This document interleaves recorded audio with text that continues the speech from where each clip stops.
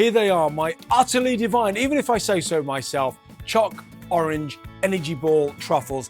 These are frighteningly easy to make. If you've got a sweet tooth, you've got a bit of a chocolate head on you, if you're looking for a wonderful substitute for something a little bit chocolatey, but you don't want the usual rubbish that goes into it, look no further than right here.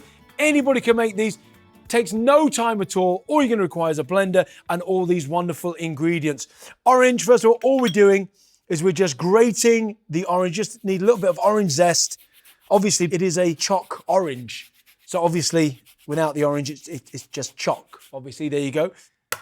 That's enough there. All we're going to do now is just get our blender, little blender jug, and we are going to add the cashews, first of all, and we're going to make a little bit of cashew flour, first of all, about 10 seconds.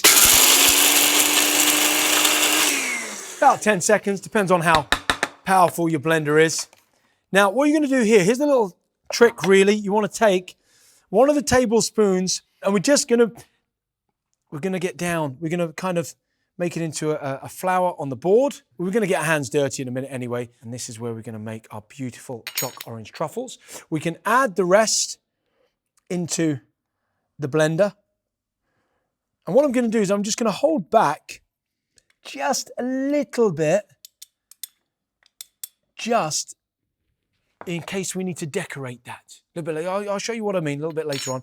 Orange zest can go in. Then we want the coconut oil.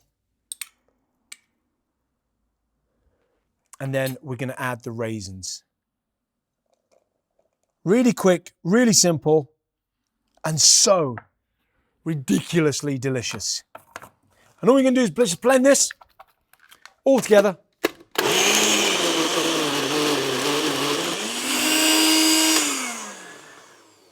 That should be just about perfect. This is where you're going to get your hands dirty. Careful when you open the lid. You don't want to lose anything. Oh, it's just looking amazing.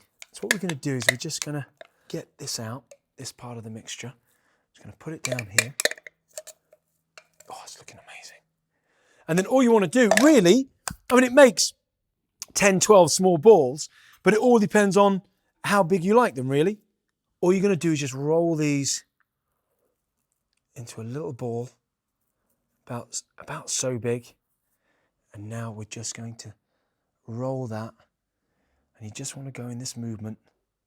Just roll that little bit of cacao powder and then just place that to one side. That's about perfect. And with the speed of television, you're going to see how quickly I can rustle up my other balls.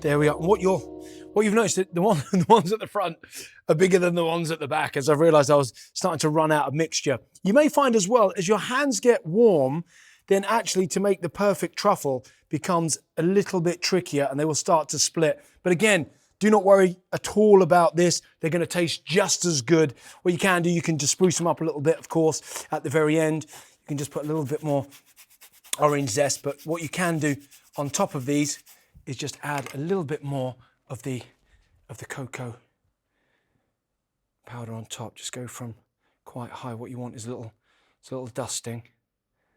Now you can eat these straight away, of course, but they actually taste a lot better if you just stick them in the fridge for about 20 minutes, half an hour, just to solidify a bit, cool down a bit, and then you have one of the healthiest truffles you can imagine.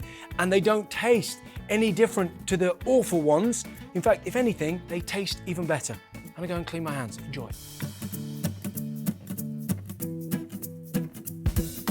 And with the speed of television, you're gonna see how quickly I can rustle up my other balls.